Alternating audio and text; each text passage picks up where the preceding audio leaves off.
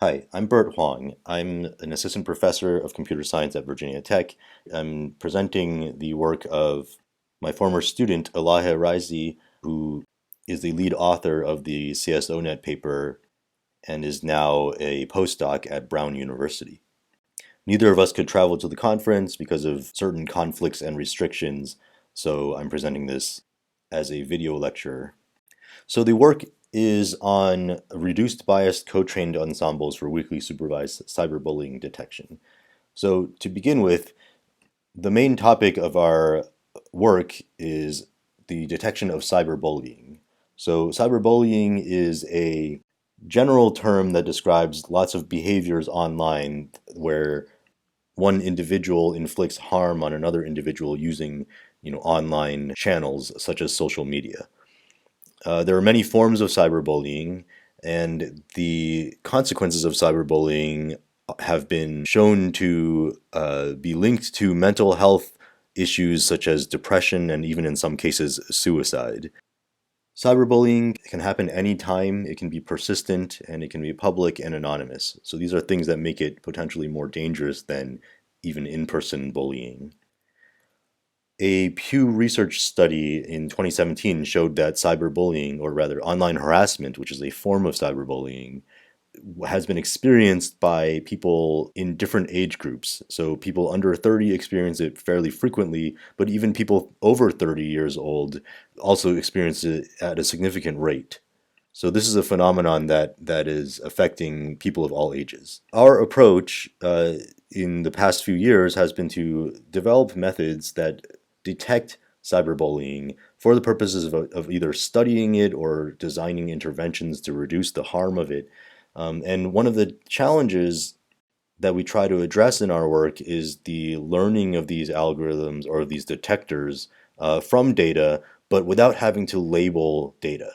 So we have been exploring methods that are called weakly supervised learning methods, where instead of providing lots of individual labels of examples of social media interactions and whether they are bullying or not, we provide a bunch of unlabeled examples and a set of rules that approximately indicate whether there is bullying or not.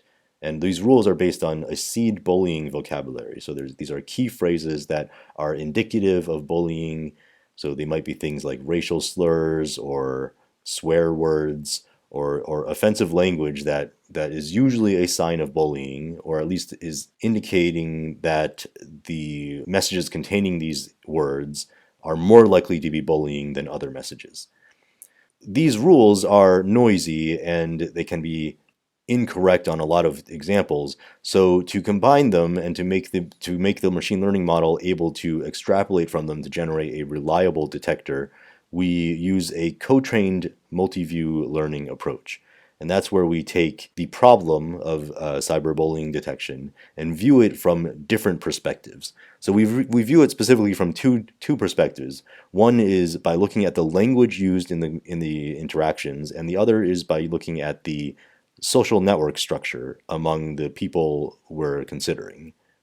So this was work that we presented at the Asanam conference in 2018. We call the method a co-trained ensemble approach because we form an ensemble of two different classifiers, one that looks at the messages and one that looks at the social network. So the first one is called the message classifier, which looks at the language, the words, and the text used in the message, and then outputs whether it believes that text is indicative of bullying. And then the second is the user relationship classifier. So that looks at the role of the users in the social network structure, and the classifier takes in the input of a pair of users represented by their social network structures, and then it outputs based on the structures whether it believes these are typical bullying structures. So there's a very loose diagram on the right of what this looks like. One is a message classifier, the other is a user classifier. And the co-trained ensemble framework tries to make these message classifier and user classifiers agree with each other.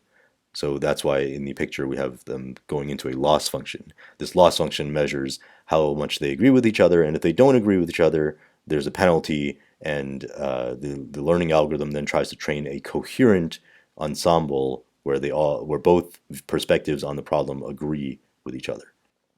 So getting to the current paper, the outline of the rest of the talk is that I'm going to discuss whether these cyberbullying detectors treat people fairly. Right? So the question is, do they treat people fairly? And then we will discuss, the answer is not particularly. There are issues of fairness that we will identify. And then we will develop an approach to reduce the unfairness of these detectors by adding an unfairness penalty during training. Then I'll go over some evaluation that we did on synthetic and real data, and then I'll conclude. So it's important to consider the fairness of machine learning models. Some researchers have studied popular word embedding models such as the word-to-vec embedding, and they've discovered that there are trends in the types of inferences these models make that are consistent with old-fashioned sexist ideas about stereotypes among men and women. More closely related to cyberbullying, a subsidiary of Google released something called the Perspective API, which is a general API that web developers can connect their websites to measure the toxicity of language used on the website. And a researcher posted on Twitter that she tested a bunch of different phrases on this API and found that a lot of very innocent phrases are flagged as toxicity because they mention certain demographic characteristics. For example, I am a black man scores as 80% toxic using the version of the API at this time. Our own cyberbullying detector, the co-trained Ensemble, also falls into this trap. And these are a couple examples of messages that are probably not cyberbullying, but they contain the keyword black. And so we believe that the model identified that some people use the keyword black in some cyberbullying interactions, and so it learns to identify messages that contain that word as bullying. So we try to address this. So our approach is to add a bias reduction method, which is an unfairness penalty term. So we're going to penalize the model when we observe discrimination in the predictions. And we're going to have two different types of this penalty. So the first type is something we're calling removal unfairness. And this is where we're trying to preserve the idea that the score of the sentence should not decrease when we remove sensitive keywords. So this loss function, the math on the page, is basically saying that the score that the model outputs for a sentence should be the same if we remove a sensitive keyword. So this is a keyword that we don't want the model to change its score based on. The other type of unfairness penalty we would add is something called substitutional unfairness. So the principle behind substitutional unfairness is that for every sensitive keyword, for example, if it's the keyword Muslim, there's a bunch of equivalent substitutions we should be able to plug in. So Muslim is it's a religion, right? So it's a word that describes a religion. So we should be able to plug in other words that describe religions, such as Jewish, Christian, Mormon, atheist, etc.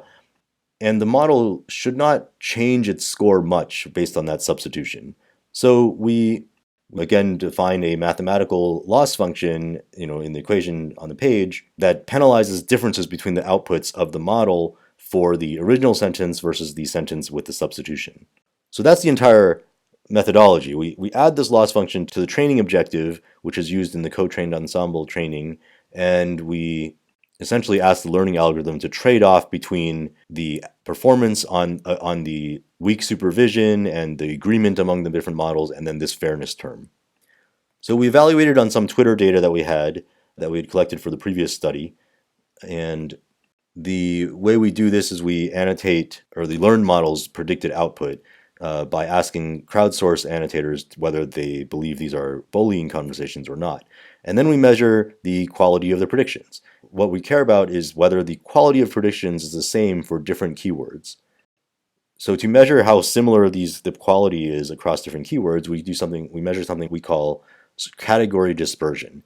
So a category dispersion is the standard deviation among these quality scores, and the quality scores we use is the area under the ROC curve.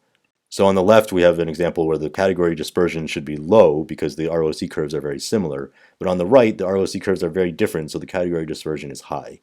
So these are the results of category dispersion measurements on different types of keyword groups, whether they be race words or religion words or sexual orientation words, and then different types of models. So whether you trained the vanilla model, which has no unfairness, or whether you trained the substitutional or unfairness penalty terms.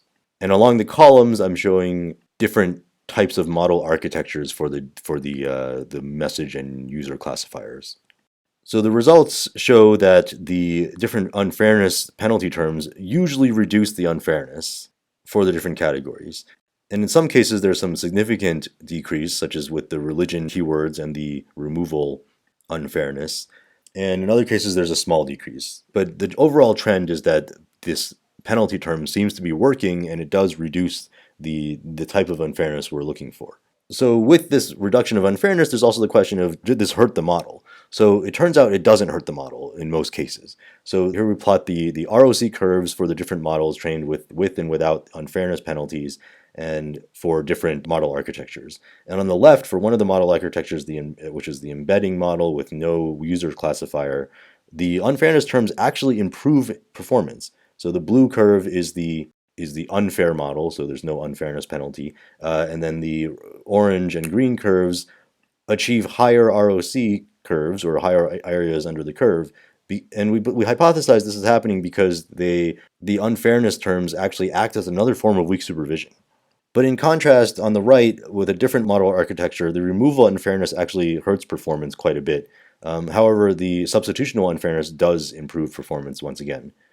We pulled out a few examples of conversations that the models disagreed on. And specifically, we looked at ones where the unfair model thought it was an example of bullying, but the fair models, the reduced bias models, thought that they were not examples. So these three are cases of people discussing some of these sensitive topics, right? Whether the sexual orientation or religion or race, and they're not bullying each other, they're just talking about these issues.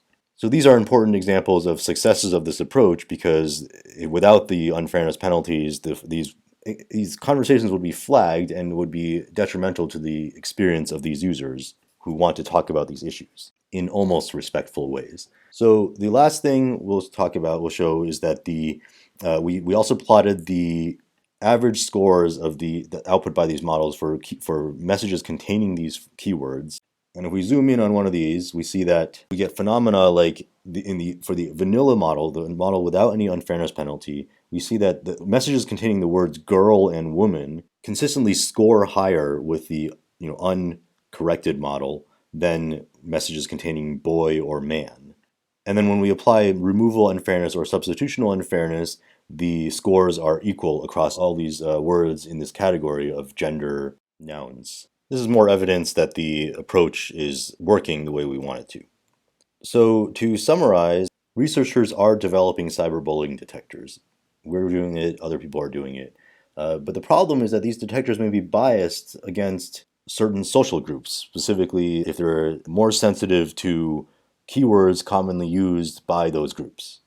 In our approach, we introduce penalty terms that train detectors to be less biased. And our goal was to introduce two types of penalties. One was for removal, and one was for substitution. And they capture different types of possible unfairness we want to remove. We tested this out. We used it in the co-trained Ensemble framework, and our results show some improvement, but there's much more work to do. So with that, I'll leave with our contact information, so feel free to reach out to us on Twitter or over email. Again, we wish we could have been at the conference, but we are hopeful that this presentation is still useful to you, and we look forward to hearing your thoughts.